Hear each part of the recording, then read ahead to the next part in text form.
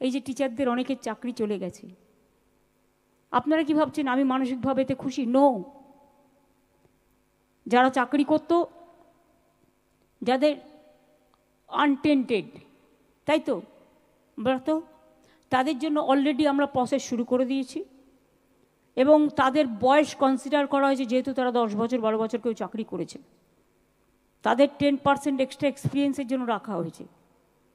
তাদের বয়স, যে যার বয়স আছে তারা অ্যাপ্লাই করতে পারবে।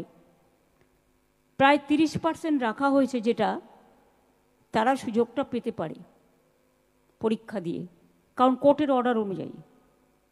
এখানে আমাদের হাত পা বাঁধা, কিন্তু আমরা যেটা করতে পারি সেটা হচ্ছে আমরা তাদের অ্যাডভান্টেজ দিয়েছি যাতে পরীক্ষা দিয়ে তারা স্বমহিমায় ফিরে আসতে পারে।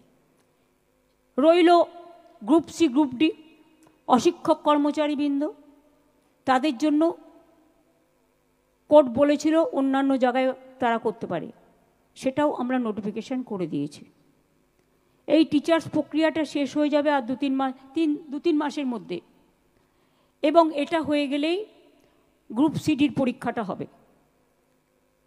আমি এক্সপিরিয়েন্সটাকে কাউন্ট করার জন্য সিএসকে বলবো লিগালি কথা বলে নিয়ে, কারণ যারা অলরেডি 10-12 বছর চাকরি করেছে তাদের বয়সটা তো ওভার হয়ে গেছে।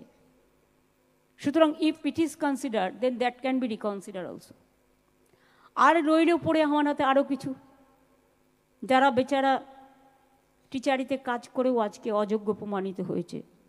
এটা আমি আইনের সাথে আলোচনা করছি, আইনত আলোচনা করে হয়তো টিচার তারা হতে পারবেন না কোর্টের নির্দেশ অনুযায়ী, কিন্তু তারা যাতে গ্রুপ সিতে পায় বা সেই রকম পর্যায়ে সেটা দিতে পারি কি না আমরা, সেটা আইন যা বলবে আইনের সাথে কনসাল্ট করে খুব শীঘ্রই আমরা এটা জানাবো।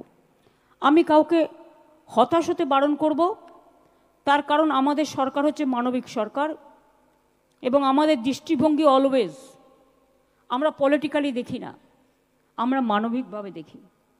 আজকে আমি টিচারদের, আমি আমার অন্তরের অন্তঃস্থল থেকে, আমার হৃদয়ের হৃদভাণ্ডার থেকে অনেক শুভকামনা, অনেক শুভনন্দন জানাচ্ছি।